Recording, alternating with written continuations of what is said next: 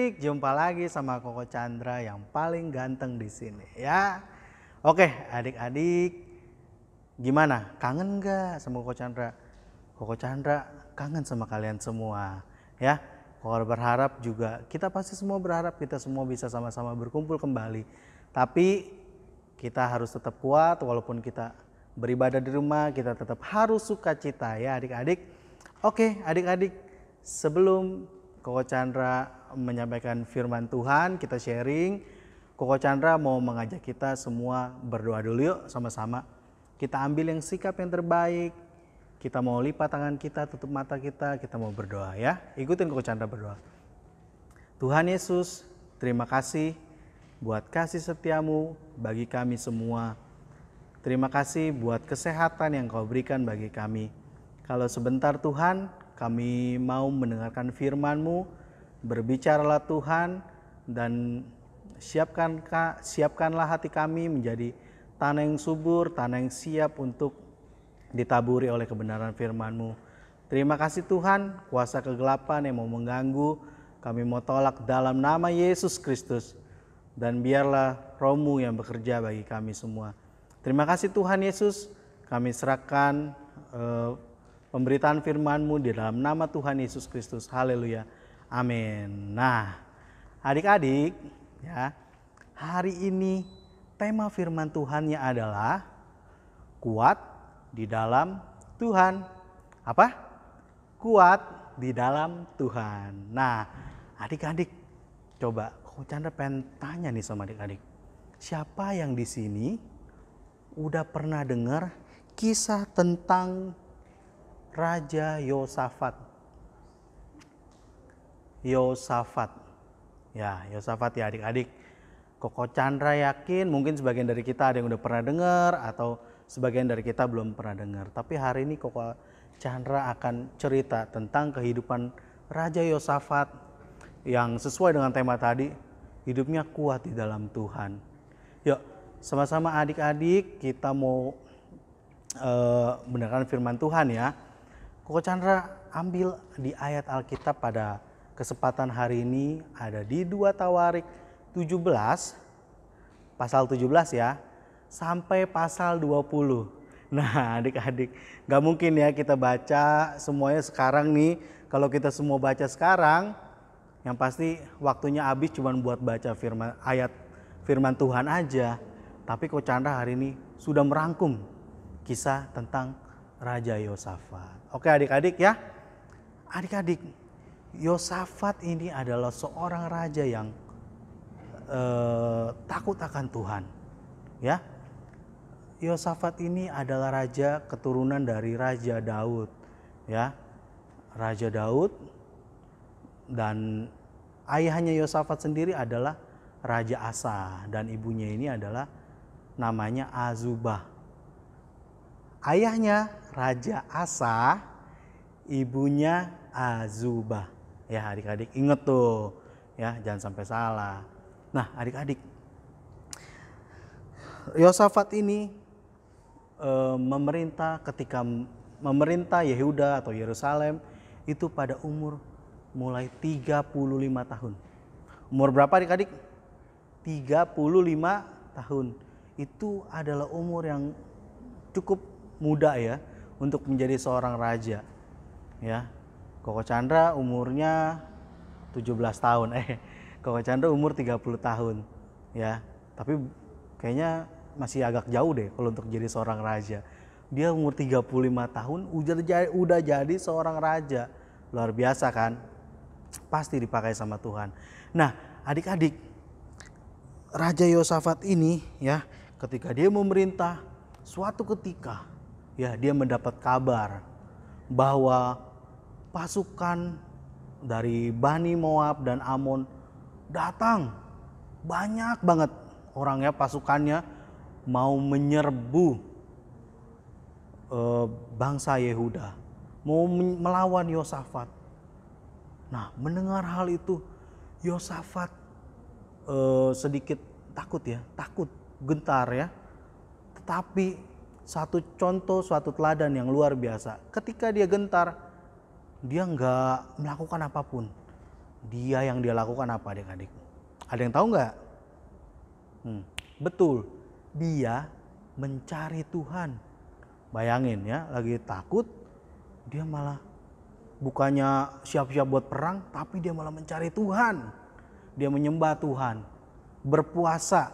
Bahkan dia menyuruh seluruh Yehuda, rakyatnya itu untuk semua mengambil puasa.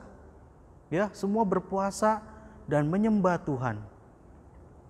Ketika suatu kali lagi menyembah dengan semangat, ya, tiba-tiba ada seorang Lewi, ya, seorang Lewi berteriak. Dia disinggahi oleh Roh Tuhan, ya. Tiba-tiba dia teriak, "Hei kamu semua," ya, ini kira-kira kayak begini ya.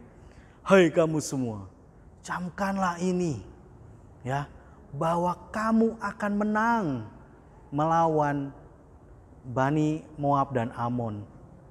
Bukan kamu yang akan melawan mereka, tetapi siapa adik-adik?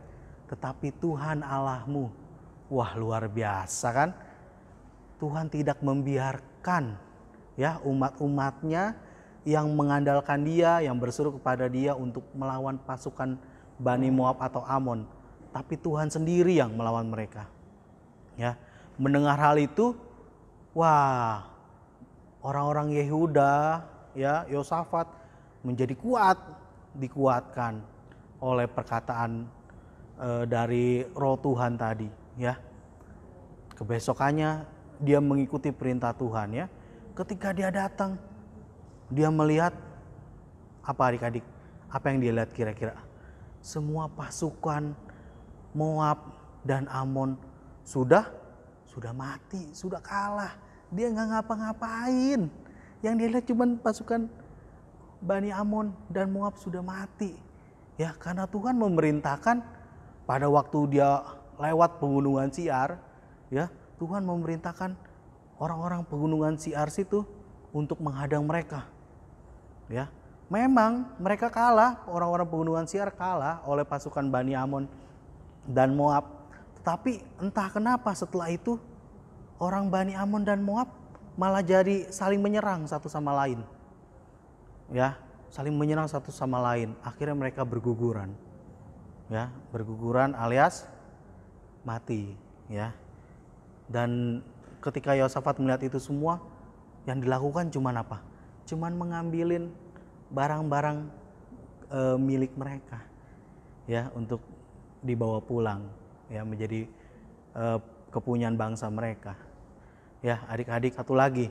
Dan ketika mereka lihat itu semua, yang mereka lakukan adalah apa? Mereka balik lagi ke Yerusalem. Yang mereka lakukan adalah menyembah Tuhan lagi, ya, mengucap syukur buat kemenangan. Nah, adik-adik, ada 3 poin penting yang Koko Chandra ambil dari sini, ya. Pertama, Yosafat ini adalah orang yang selalu mengandalkan Tuhan. Ya, adik-adik juga harus sama seperti Yosafat ini. Kita harus mengambil contoh, ya, seperti Yosafat ini selalu mengandalkan Tuhan ketika ada masalah, ya. Jangan kita mengandalkan kekuatan kita sendiri. Tetapi bukan artinya kita mengandalkan Tuhan ketika kita ulangan, udahlah nggak usah belajar, kita mengandalkan Tuhan aja. Udah, Tuhan, besok saya mau ulangan, saya mau dapat nilai 100, tapi saya nggak mau belajar. Ya sama aja hasilnya, jelek-jelek juga. Nah, Tuhan minta kita tetap berusaha. Selain berusaha, kita juga harus berdoa, menyerahkan pada Tuhan. Nah, begitu adik-adik, itu teladan yang pertama. Yang kedua, Yosafat ini, ya, memerintah Yehuda, dan dia itu menghancurkan seluruh Baal-Baal yang ada di sana, ya. Mereka, Yosafat tidak mengizinkan orang-orang Yehuda untuk menyembah Baal-Baal. Baal-Baal tahu nggak adik-adik? Baal-Baal itu kayak berhala gitu ya. Berhala mungkin patung-patung, nyembah pohon, ya kan? Kayak gitu-gitu. Yosafat nggak suka itu, ya, dan dia memerintahkan seluruh umat Yehuda atau Yerusalem untuk menyembah Tuhan Allah, ya. Nah, adik-adik sama, adik-adik juga, ya, bukan berarti saat ini berhala itu adik-adik menyembah patung, bukan. Ya, ketika kita lebih mementingkan misalnya barang kesukaan kita atau lebih mementingkan hal-hal yang kita suka. Misalnya kita lebih mementingkan main game ya ketimbang kita mendengarkan firman Tuhan atau ketimbang kita berdoa. Ya, kalau malam mau tidur siapa yang di sini berdoa atau main game sambil ketiduran. Nah, itu salah satu berhala disebutnya ya. Berhala itu bukan bentuknya patung atau apa gitu, tapi berhala dalam kehidupan kita saat ini adalah hal-hal yang membuat kita jauh daripada Tuhan gitu adik-adik. Misalnya kalau yang cewek suka dengan boneka ya, suka mainin Barbie atau boneka, dia jadi lupa sama Tuhan gitu kan. Atau main handphone tadi mau makan jadi lupa berdoa dulu malah sambil main handphone. Nah, mungkin juga lebih suka sama saat ini artis-artis Korea. Wah, keren banget artis-artis Korea kayak Koko Chandra gini kan. Wah, artis-artis Korea ya mirip banget. Nah, adik-adik ya. Jadi jangan sampai adik-adik mengidolakan artis-artis Korea atau lebih mengutamakan film-film nonton Korea gitu ya. Ketimbang menyembah Tuhan, ketimbang berdoa kepada Tuhan ya adik-adik. Dan yang ketiga ya, ketika kalian sudah dilepaskan dari masalah dan saat ini Yosafat ketika sudah dikasih kemenangan, dia kembali lagi kepada Tuhan untuk mengucap syukur. Itu yang harus dilakukan oleh adik-adik semua. Kita semua, bukan adik-adik ya, kita semua ketika kita menerima kemenangan, ketika kita menerima kelegaan, ketika Tuhan sudah memberikan apa yang kita butuhkan ya, baik itu yang kelihatannya sepele, Tuhan ngasih nafas ke kita. Coba bayangin, Tuhan gak ngasih nafas ke kita, kita kelar ya. Tapi Tuhan mengasih nafas ke kita, kita masih bisa makan. Itu suatu hal kemenangan ya, mujizat ya, pertolongan Tuhan. Kita harus selalu mengucap syukur ya adik-adik. Mungkin itu aja saat ini sharing firman Tuhan yang bisa Koko sampaikan.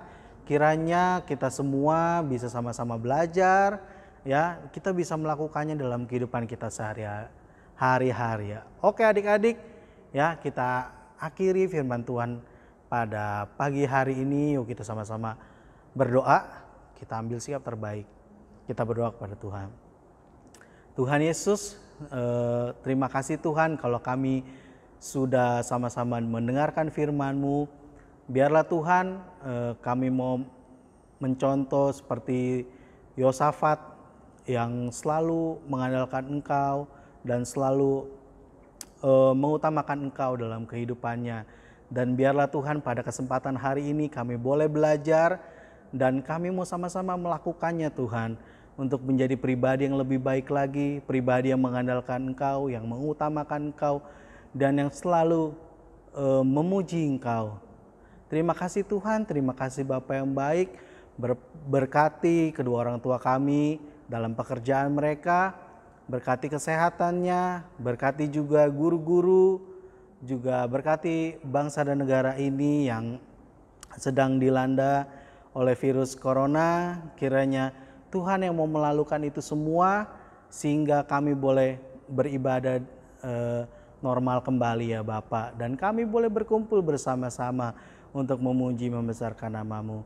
Terima kasih Tuhan Yesus, kami serahkan kehidupan kami ke dalam tangan-Mu ya Tuhan.